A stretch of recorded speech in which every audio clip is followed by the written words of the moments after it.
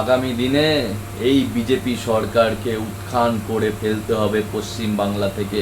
এরা হিংসার রাজনীতি, হিংসা, গুন্ডামো, দাঙ্গা, মিথ্যা প্রচার, মিথ্যাবাদী এইসব ছাড়া কিচ্ছু করে না। এবং বিজেপি শাসিত রাজ্যে আজকাল বাঙালিদের অপমান করা হচ্ছে, বাঙালিদের বাংলাদেশি বলে অপমান করে অ্যারেস্ট করা হচ্ছে, বাংলাদেশে পাঠিয়ে দেওয়া হচ্ছে, দিয়ে তারপরে আবার তাদেরকে ফেরত নিয়ে আসা হচ্ছে।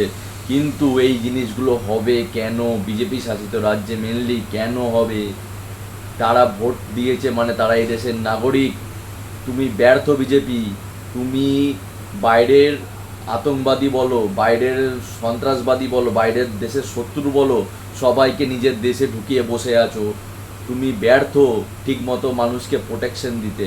তারপরেও তোমার বড় বড় কথা বেরোয় কোন মুখ থেকে এটাই মাথায় ঢোকে না। পশ্চিমবাংলার মানুষ বুঝে গেছে পশ্চিমবাংলায় তোমাদেরকে ভোট দেবে না মানুষ। এটুকু মাথায় রেখে দিও। তোমাদের সিট আরও কমবে 2026-এর ইলেকশানে, শুধু সময়ের অপেক্ষা করো। ঠিক আছে?